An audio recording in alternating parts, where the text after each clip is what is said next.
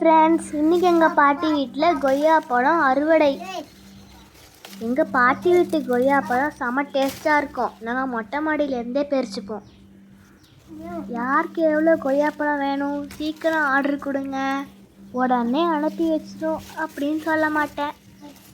ஏன்னா எங்களுக்கே வருஷத்தில் ஒரு தடவை தான் கிடைக்கும்.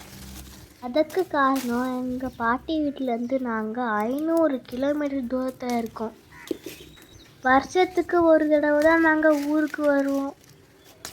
மற்ற நாள்லெல்லாம் ரோட்டில் போகிற குட்டி பசங்க, பக்கத்து வீட்டில் இருக்கிறவங்க எல்லாருக்கும் அவங்க தாத்தாவும் பாட்டியும் பறித்து கொடுத்துருவாங்க. இல்லைன்னா பறிக்காமலே விட்டுருவாங்க. அணில், கிளி, வௌவால் இதெல்லாம் வந்து சாப்பிட்றோம்.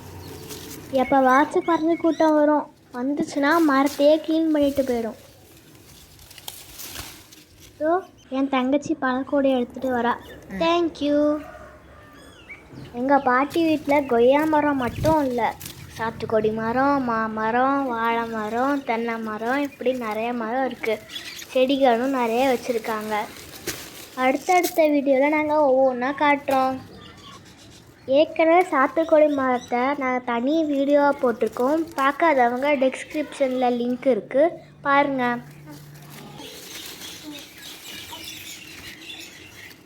பறவைகள்லாம் வர ஆரம்பிச்சிச்சு. இந்த பழத்தெல்லாம் நாங்கள் பறவைகளுக்கே வச்சுட்டு போகிறோம்.